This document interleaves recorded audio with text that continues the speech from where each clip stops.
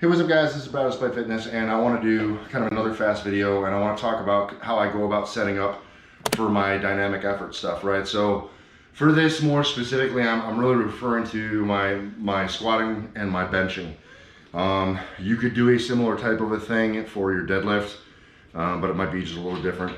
But in terms of applicability, I'm speaking more directly for squat and for bench. Now, if you look down here, this little device that I have, that is the Open Barbell Squats and Science VBT. And so VBT is a velocity-based trainer, and so you can see there's this little tether. I don't know if you can see it quite well enough, but there's this little tether that I have connected to the bar, and that connects to the device, and then as the tether pulls in and out, it'll give out a reading because it does the internal calculations for how fast I'm moving. And essentially, my ballpark for my speed work, my dynamic effort work, is to move at about 1 meter per second. So what I like to do is, I like to add the band tension in there. And so today I'm using band tension.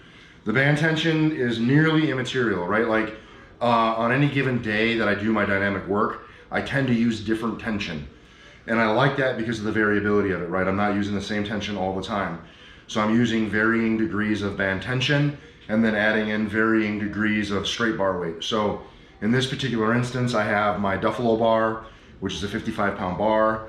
I have my 25-pound weights on here. So we're really dealing with about 105 pounds of bar weight.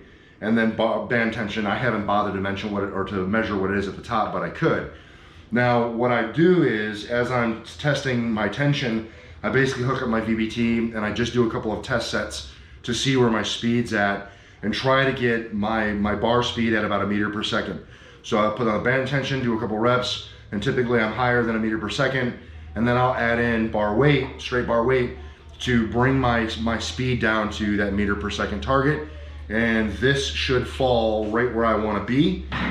So I'm just going to do a quick set and demonstrate, and then maybe you can zoom in on the device here and see the readout after my third rep. I'm also using a block to, or bench to squat to, because I want to work on the compensatory acceleration, meaning I come to a hard stop and then I explode from a dead stop into my explosive movement. So it really works that explosive power. So without any further ado, let's do a quick set of 3.